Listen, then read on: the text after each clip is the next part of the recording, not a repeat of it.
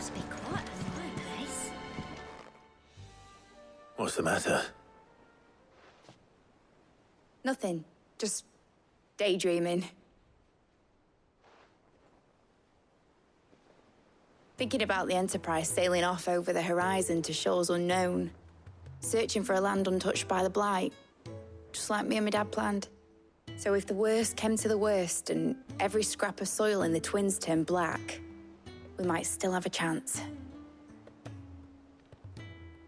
That's what she was meant to be. You see, one last chance just in case we needed it. But now she's so close to being finished, I've realized I don't want her to be that. I don't want her to be just a lifeboat for us to cling to if things get desperate. I want people to sail aboard her by choice, not from the lack of it. In a world where we're not just trying to survive, but where we can actually live. I'm working on that.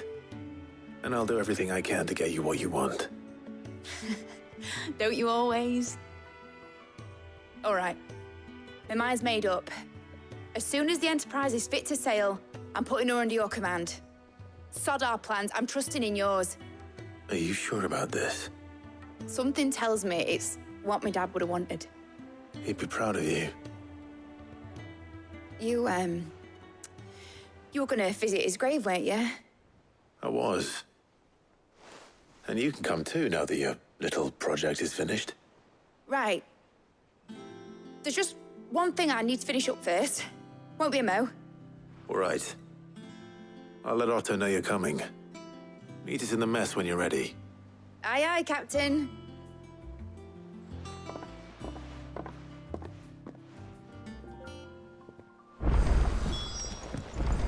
Meg told me she was building a...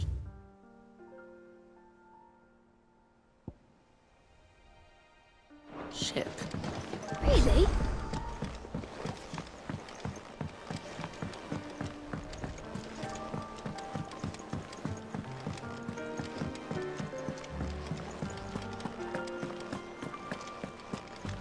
He cracked the crystal too.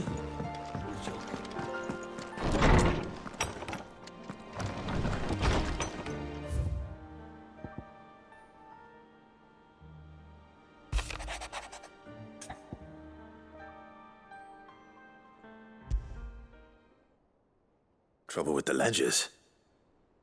Shouldn't he be asking Otto for help?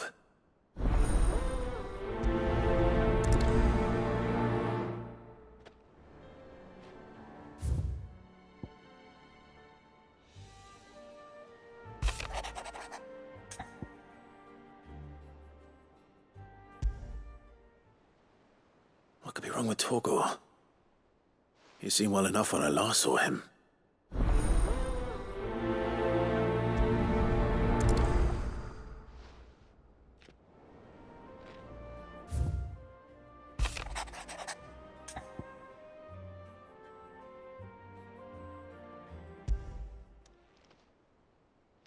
Hopefully it's nothing. But I should speak to Blackthorn just in case.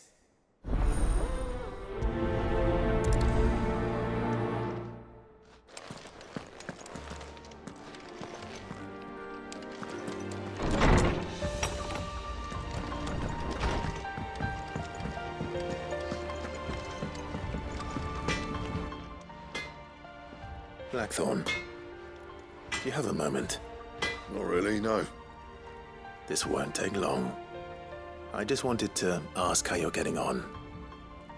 August was worried about you, that you might still be doubting your craft, even after learning the trick of that cuirass.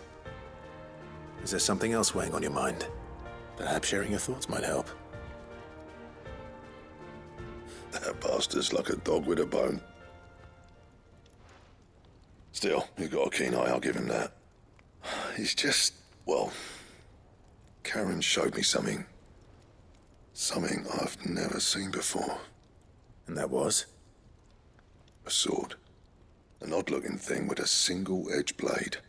The metal itself wasn't anything to write home about, but fuck me. The edge on it. You could slice a man clean in two with a weapon like that, and he'd be halfway home before he even realized he'd been cut. So that's what's troubling you. Nah, Not troubling me exactly. More distracting. Can't stop thinking, how do you get an edge that sharp? It's driving me mad. And if you knew how to do it, we could arm the curse breakers with even better blades. That's about the size of it, yeah.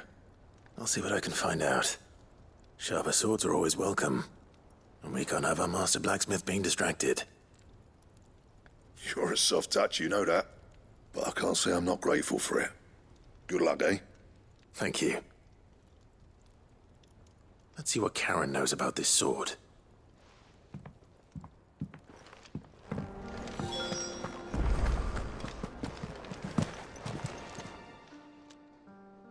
I got your note. You think something's wrong with Torgal? So you can read. Congratulations. But I didn't say I were wrong with him. I said something weren't right. He's not been eating me treats. He used to love cracking the bones from Molly's boiled brown, but now he won't so much as look at 'em. Didn't like him. Which is why I'm of a mind that his mind's on something else. You've not been working him too hard, have you? No harder than usual. Is that it, boy? Do you need a rest? What was it you said he was? A frost wolf? That's what the lawsman seems to think. Then maybe this all has something to do with whatever it is that's woken inside him. I suppose things have been different since Rosalith. Perhaps Hippocrates knows something. Instead of everything, you mean? Perhaps.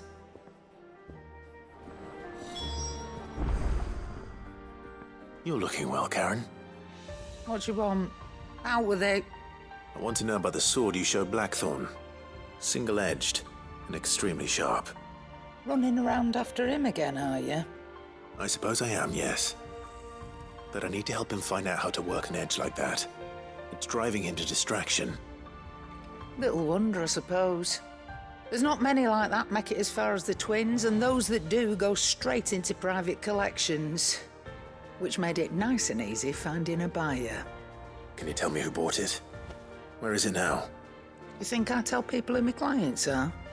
Suppose you're not likely to go nicking him off me, are you now? Fine. If you stop mooning at me like that. Lord Ignac's the man you want. Delmechian bloke. Collects weapons and the like.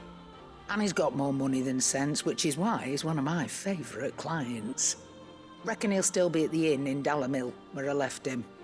Thank you, Karen. Oh, and he's a touch eccentric, if you take my meaning. I appreciate the warning.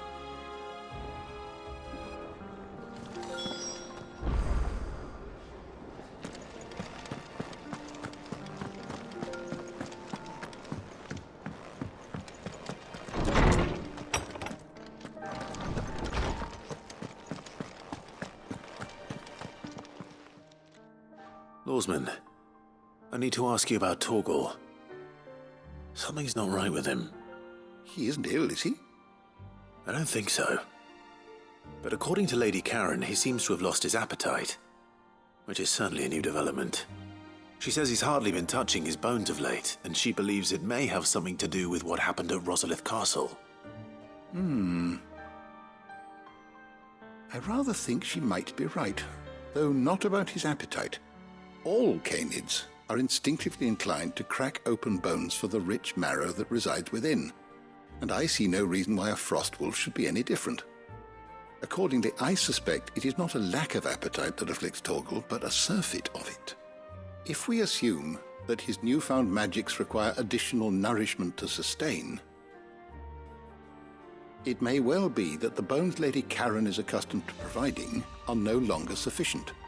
Frost wolves, after all, habitually prey upon far larger animals, whose bones may yield altogether different nutrients.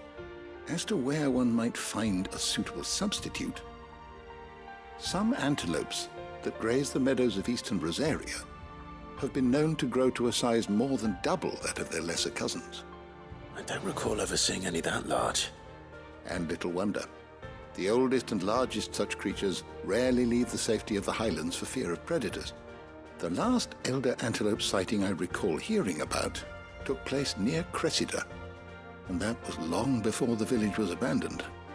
Even so, it seems like a good place to start. Good hunting, Clive.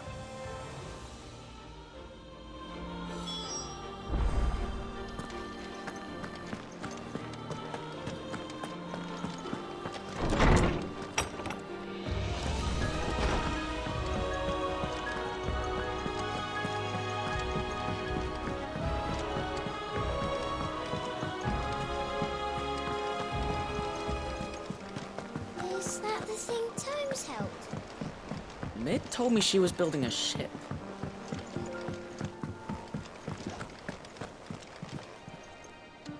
Clive, did you get my letter? That's why I'm here. Shh. Otto won't be listening. Is this better? A little. Listen, I've some bad news. It turns out the hideaway may be slightly behind in its payment to certain lenders, and it may be my fault. But I swear to the goddess, I thought I had the numbers square. Sadly, that square turned out to be more of a circle. 0, you might say. I can straighten it out, I swear, but it's going to take some time, and I'm going to need help keeping it from Otto. Bit late for that, I'd say. There you are! What a surprise! So let me get this straight. You forget to pay our lenders what they're due, and instead of coming straight to me, you get Clive to come to you. And I hope he'll dig you out of the hole you've dug for yourself. Clive, the man in charge of the place you've been cheerfully trying to bankrupt. And you thought this was a cunning plan. Why? Well, who needs paying?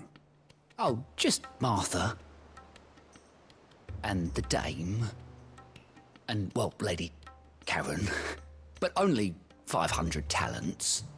We owe 3 of our most trusted friends 5 million gil. Each. 5 million each. They lent us the bulk of the money we used to rebuild the hideaway, you see, and, well, I must have made some sort of oversight. Those ledgers were my responsibility, and it was my decision to entrust them to you. This is my fault. Do we have that much to hand? I can always ask my uncle. No, we don't. And no, you won't. We've lightened Lord Rosfield's purse enough. After the king's ransom we had off him, he deserves better than to see our begging bowl. Besides, we'll need to learn to stand on our own if we're gonna make this work. All right. But that doesn't mean you have to shoulder the burden yourself. Is there anything I can do to help? There might be. How'd you fancy taking these to Martha and the dame? Rocks. Rocks, he says. Worth 1,000 talents apiece, these are. A little something Sid and I set aside for when times got lean. And I reckon 15 million in overdue debt probably qualifies.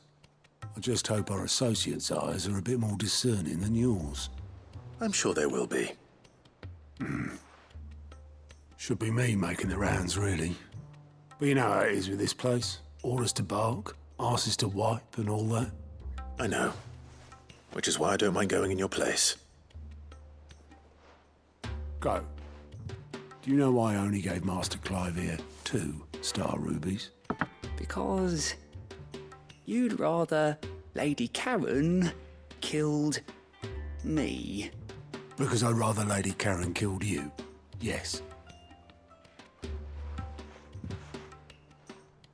Well, I suppose this is goodbye then. Don't worry. I'm sure Karen will understand. Really? Do you think so? No, I don't.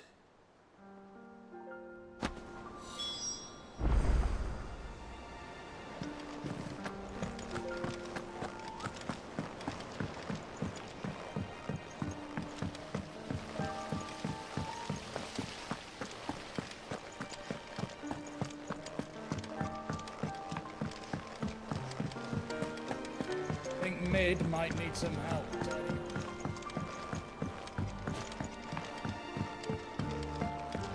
Well. Here, Sid. Reckon you might be just the man to help me out of a bit of bother, if you've a mind to. Let's hear it.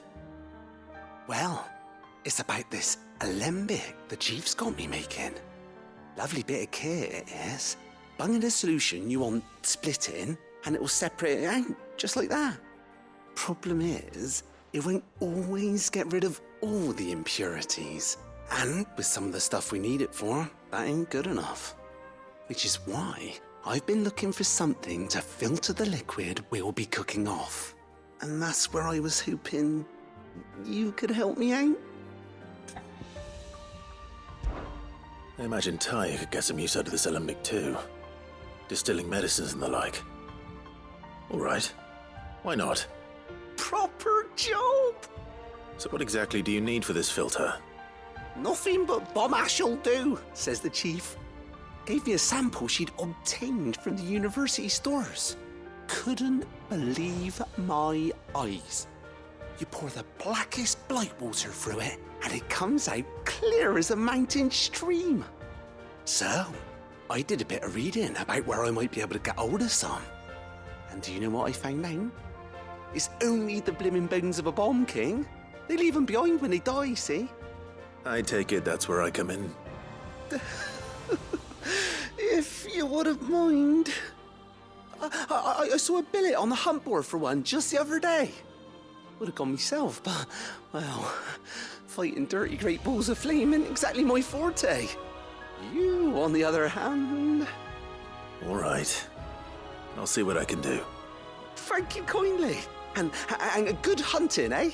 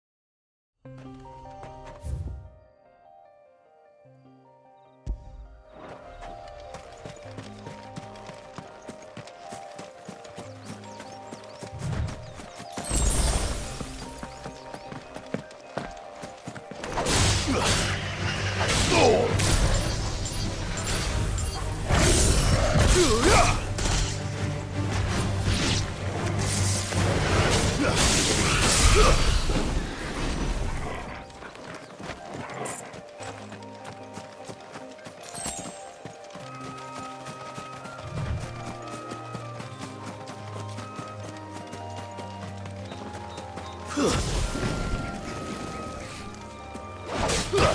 time to fight.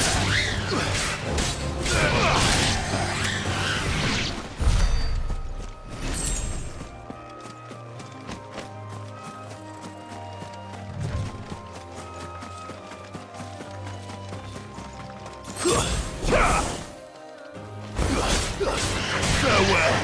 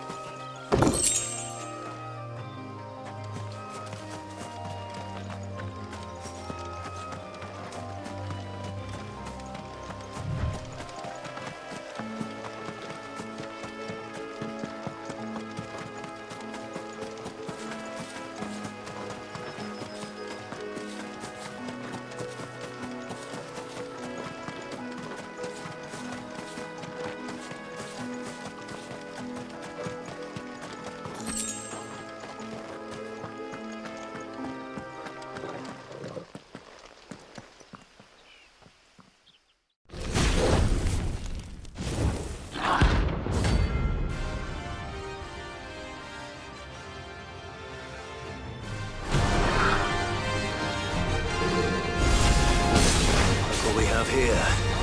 Greetings, Your Majesty.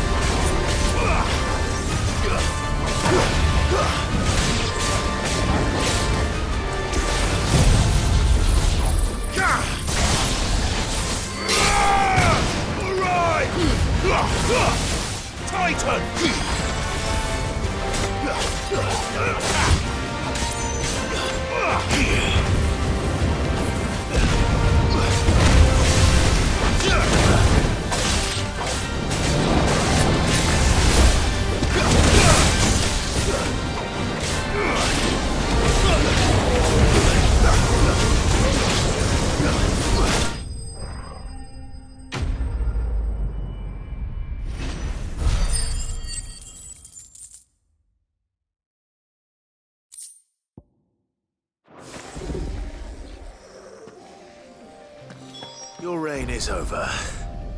Now to collect the air. This looks like the stuff. Let's see if there's any more.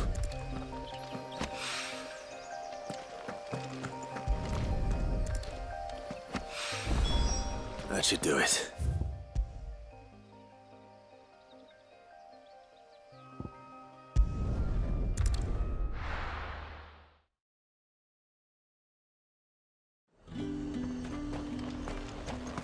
There's talk. The glass gate flat.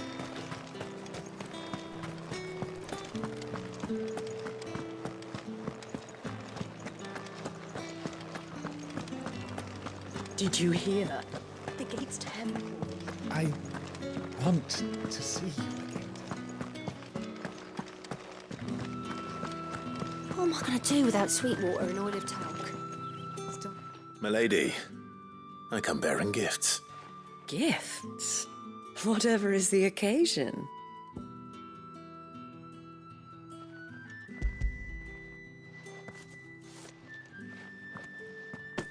Oh my.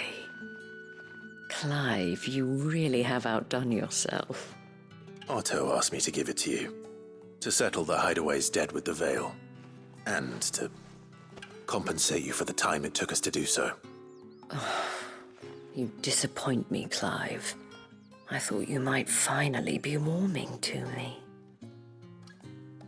Tell Otto he can keep his baubles.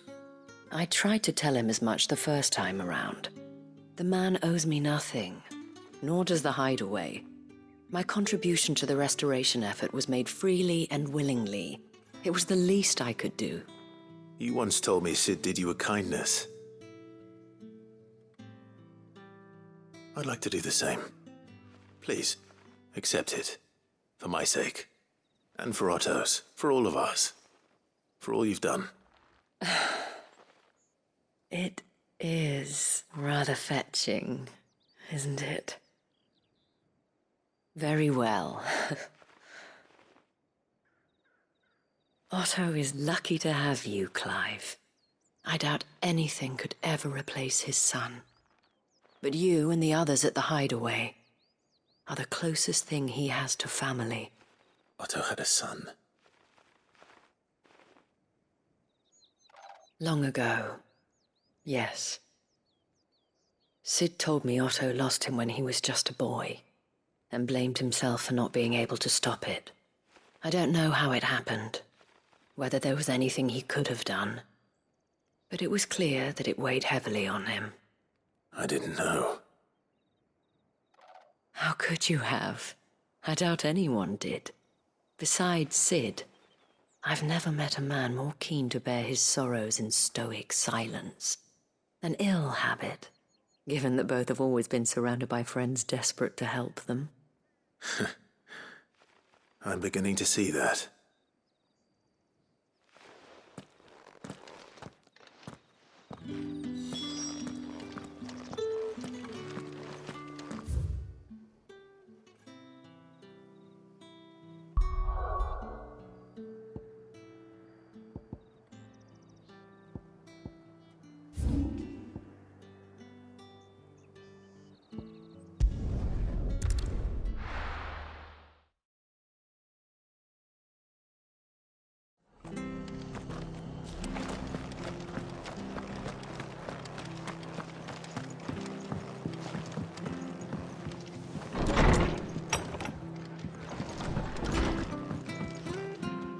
Clive, we weren't expecting you. I wasn't expecting to be here, but it seems we still owe you a considerable amount of coin for your help with our rebuilding efforts. And though I doubt it's what you were expecting, we were hoping you'd take this as payment.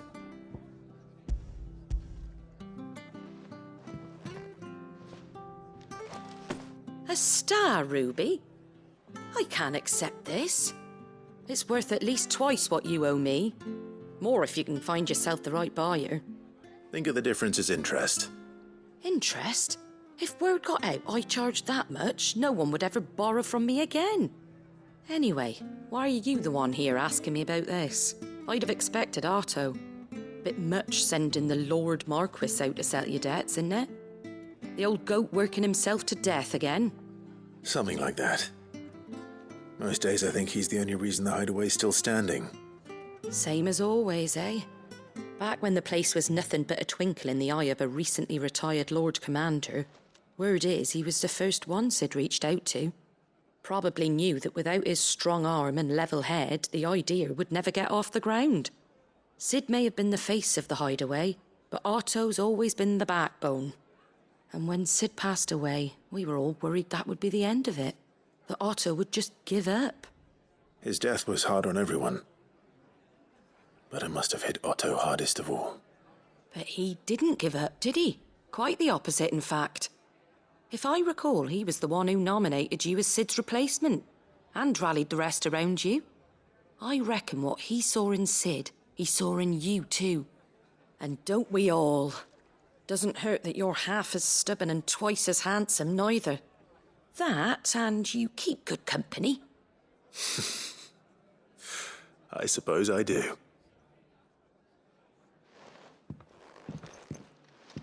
Go will want to know the stones were delivered, if he's still with us.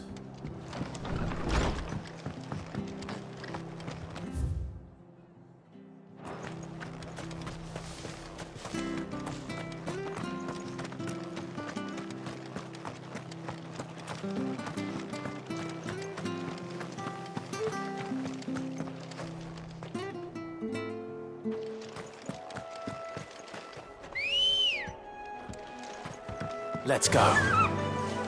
Fly, Ambrosia.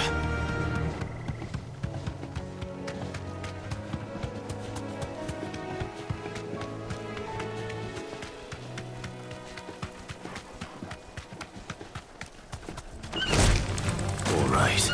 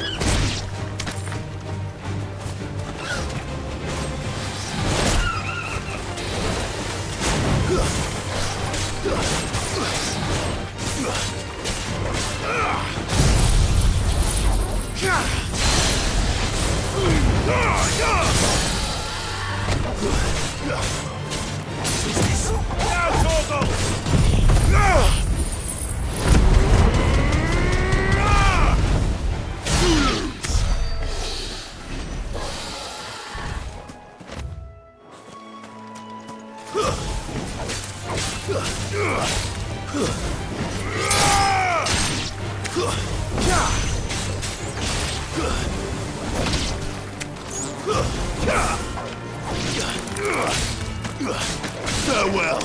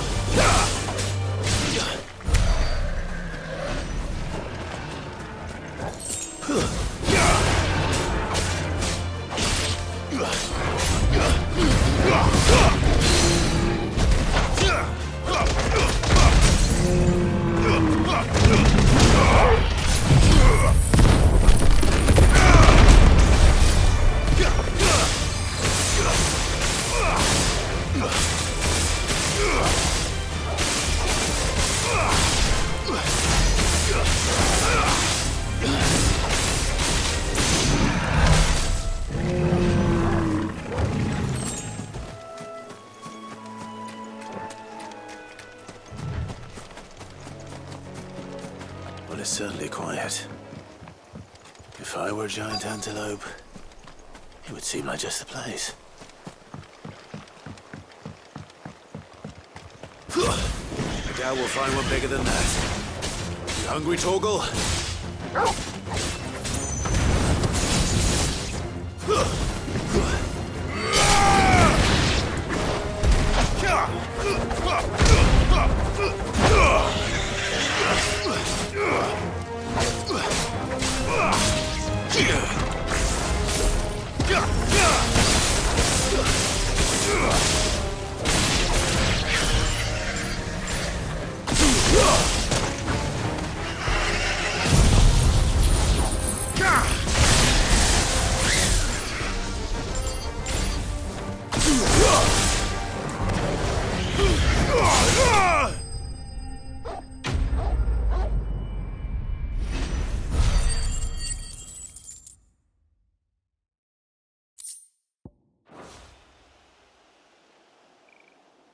Now,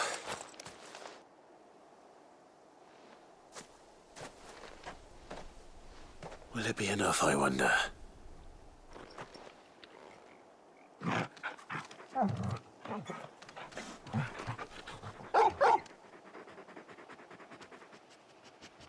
I say that answers my question. Which means we owe the lawsman our thanks. You're just a big puppy, aren't you? A very big puppy.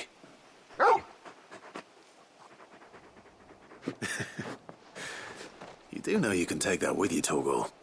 Lady Karen will be relieved to hear you've got your appetite back. Come on, boy.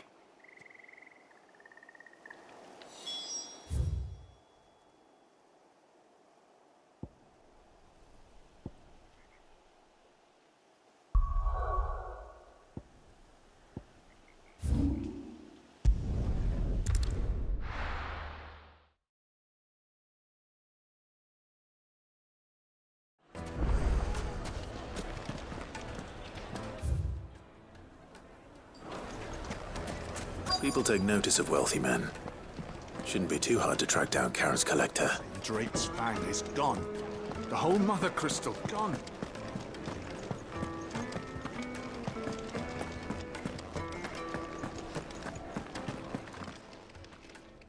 My reputation will be ruined! Ruined! Calm yourself, Lord Ignac, I beg of you, before you do yourself a mischief. Pardon the intrusion, but... Out! Get out! I paid for these rooms so I wouldn't be disturbed. Leave me be! Please, allow me to apologize. His lordship is going through a difficult time, and he's never been fond of guests arriving unannounced. Radim! Get rid of the filthy oaf this instant! Very good, Lord Ignac. Would you mind stepping outside for a moment?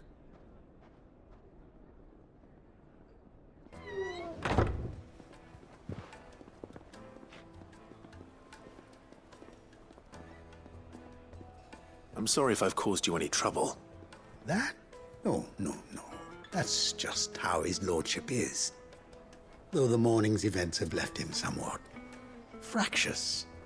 He has been dispossessed of his luggage, you see. The thieves also made away with a considerable amount of coin. Coin the innkeeper will soon be keen to collect. I don't suppose a certain blade was among the stolen items.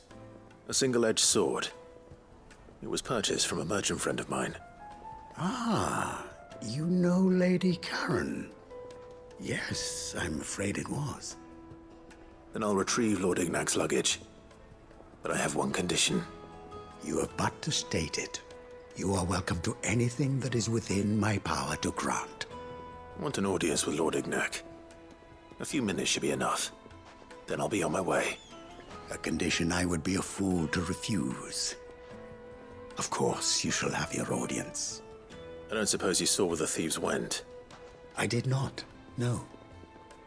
Though some discreet inquiries made on his lordship's behalf mean that I know where you might find them. The bandit's bed. Every ill-gotten coin in Dalamel is said to pass through that disreputable corner of the Valcroy.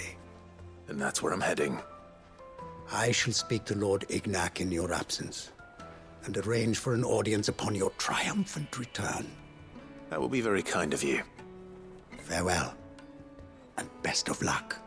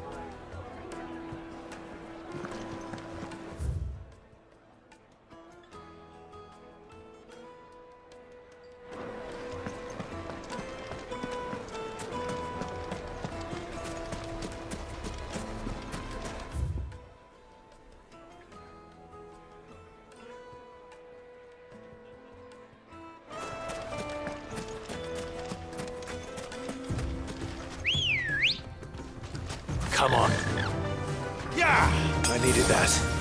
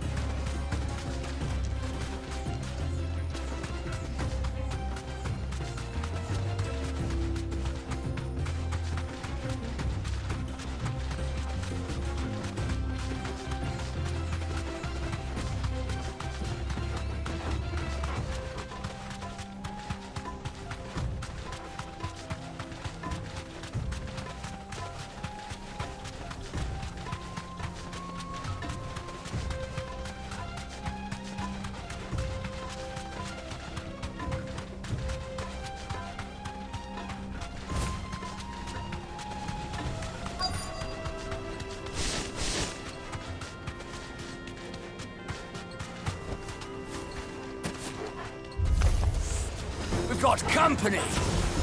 Come on, lads, let's tear the bastard's head off!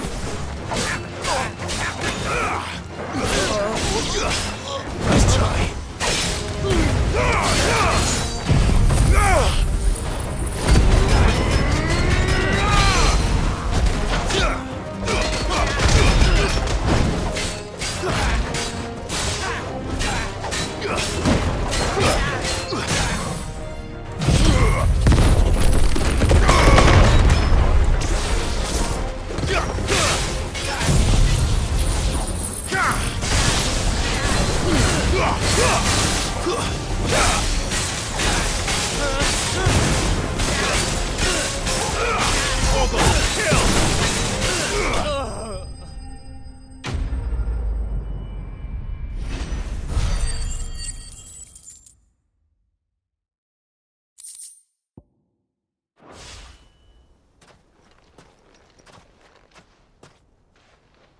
This must be Ignac's luggage. Nothing seems to be damaged. All right. Let's get it back to Dalamil.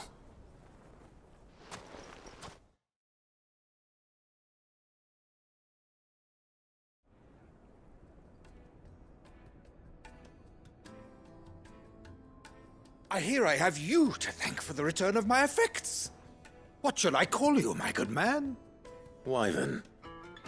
Glad to make your acquaintance. A formidable name indeed. Well, Wyvern, I appear to be in your debt. Redeem here tells me you wished for an audience. Is that all? A few moments of your time should suffice, yes. You're a peculiar fellow, Wyvern. All right, speak. Master Wyvern was wondering if you could tell him about a certain single-edged sword you recently acquired.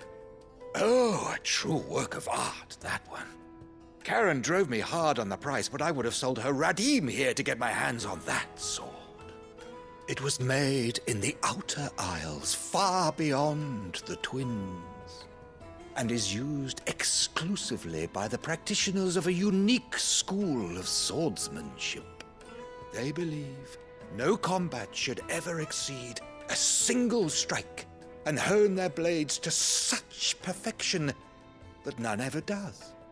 Each sword is made for that one perfect stroke, and for that stroke only. They crack upon a second blow. There's a brutal sort of beauty to it, really. But how do they hone such an edge? Fine question. Why, they use a whetstone, of course. Whetstones, rather. A whole array of them, ranging from the coarse to the fine. 10,000 licks with the sharpening stone, then 10,000 more. But it is the final stone which lends the blade its legendary sharpness. A mineral quite foreign to this great realm of ours. And that is the key. The secret ingredient. Wyvern, it occurs to me that my little lecture is hardly equal to services rendered. Take this, together with my regards. The very stone of which I spoke, far rarer among collectors than even the blade itself, and a far more fitting payment. Thank you. Pardon the intrusion, my lordship. However, it is long past time we prepared ourselves to depart. So it is. I am locked in bitter competition with a rival collector of curiosities. I am one step ahead of the unscrupulous scoundrel, but he is hard at my heels. Are there many other collectors out there? Too many to count, but only one do I consider my nemesis. Lord Byron Rosfield, and is a perennial thorn in my side. I can imagine. Farewell, Wyvern, may our paths cross again. Radim, we mustn't dawdle.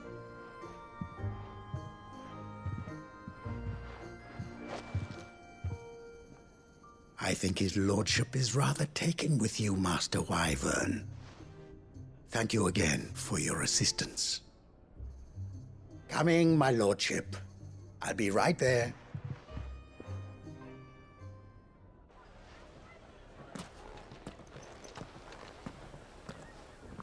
Trust Uncle Byron to find such an interesting rival. Now, let's see what Blackthorn makes of this whetstone, shall we?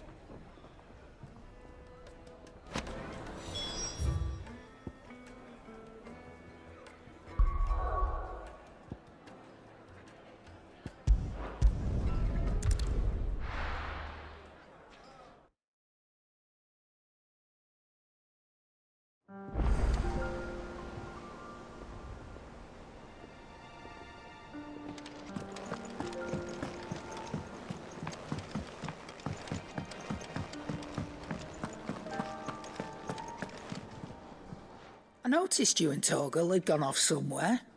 Take him for a walk, did you? You could say that.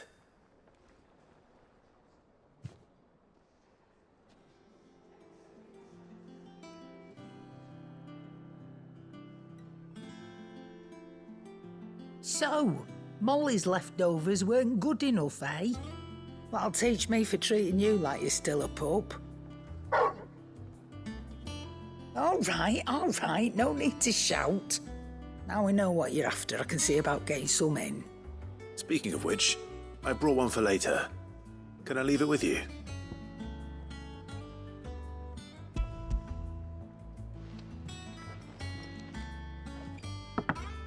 You can, eh? I'm nice like that. In return, you can thank Tomes for me. The bloody know-it-all. I was just on my way to see him.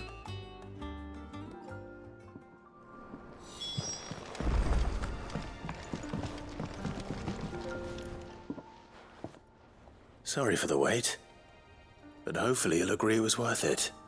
You learned something about that sword, then? I did better than that.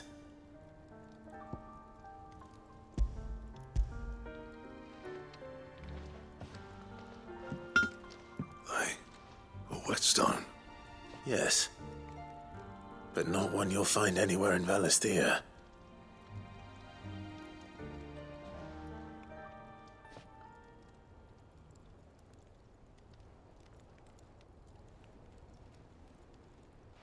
No wonder I couldn't get the same finish on the grinding wheel. One hit and all done, eh? Might not be so bad if all you ever fought were duels. Good luck on the battlefield. Your second opponent would be your last, no matter how good you were. Even so, is there some way it could be used to give the Cursebreakers an edge? I think so, yeah. With this whetstone and the right kind of steel, I could probably even make a twin of the blade that rattled me. But there'd be no replacing this little rock once I worn it down to a sliver.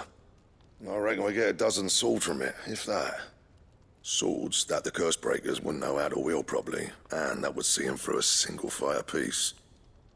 Nah, no point trying to copy that thing. Be about as much use as a wax anvil. But finishing our blades with a whetstone this fine, now that's something to consider. And what's finer than fallen masonry, eh? Or more hard wearing, for that matter. Just imagine it. Good Valisthean steel with an edge as sharp as any found in the Outer Isles. I won't make a copy now. I'll make something much better. I'm sure the curse breakers will be delighted. Just don't push yourself too hard. Don't you worry about me, sunshine. I've been working day and night since I was half your age, and I'll still be here when you're long gone. Hey, thanks, Clive. I mean it. I owe you one, August too. It's good to know someone's looking out for me. He'll be happy to hear you said that. And I'll see that my debt to you's paid. First new blade I make's got your name on it. You come and find me when you've got the materials. All right. I will.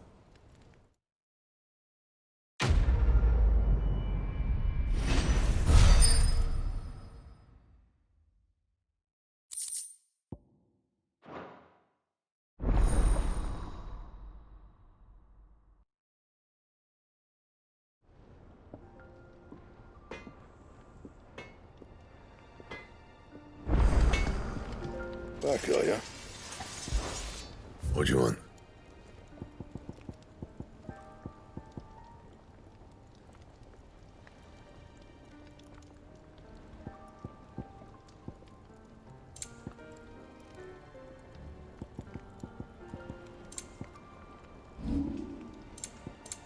And?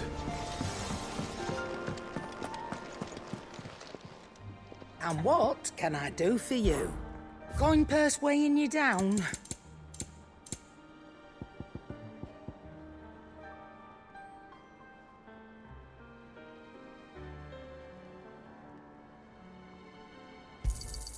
You're rubbing me blind, you know. Clive? Not saying fortune, do you? Should last you a good while. Anything else? Well, don't just stand there gawping. Coin purse weighing you down? I reckon I can find a buyer.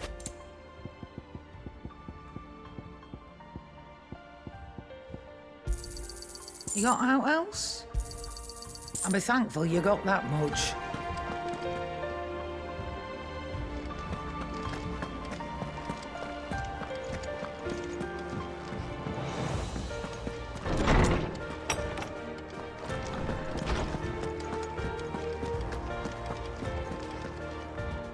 Ah, Clive.